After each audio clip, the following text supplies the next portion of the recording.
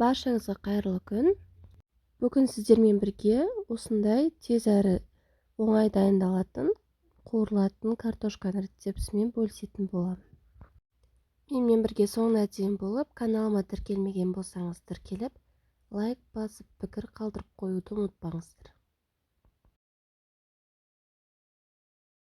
Қазанымызды қыздырып алған соң, үстінен сұйық майымызды құямыз.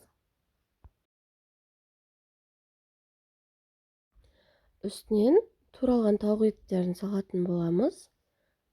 Өз қалауларыңыз бойынша негізі салмай қойсаңыздар да болады.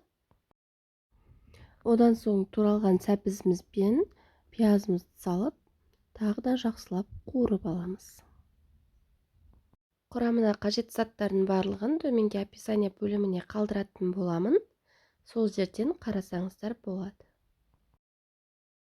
Дәміне қарай тұзымызды саламыз.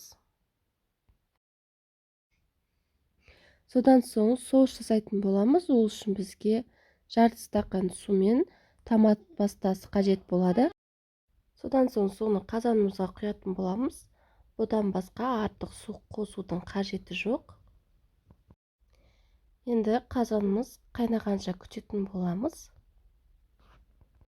Осылай қазанымыз қайнай бастаған кезде туралған картопымызды алып, жақсылап бір ыдыстың ішінде тұзға араластырып, содан соң үстіне салатын боламыз. Дәміне қарай қара бұрыш, қызыл бұрыш, паприка қоссаңыздар болады. Қазанымыздың астындағы от орташа деңгейде болуы керек. 15 минут өткеннен соң барып араластыратын боламыз. Асты орташа отта тұруы маңызды. Азайтып тастамаңыздар, ешқандай да асты жабыспай, әдемі болып піседі. Тағы да бетін жауып қойып қоямыз. Мінекей біздің тамағымыз дайын болды. Өте дәмді, прям хрустящий болып шықты. Міндетті түрде мен рецептім бойынша жасап көруге кеңес беремін. Достар, қазақша контенттің дамуына аз да болса өз үлестеріңізді қосып, каналыма тіркелмеген болсаңдар тіркеліп, лайк басып, пікір қалдырып қоюды ұмытпаңыздар.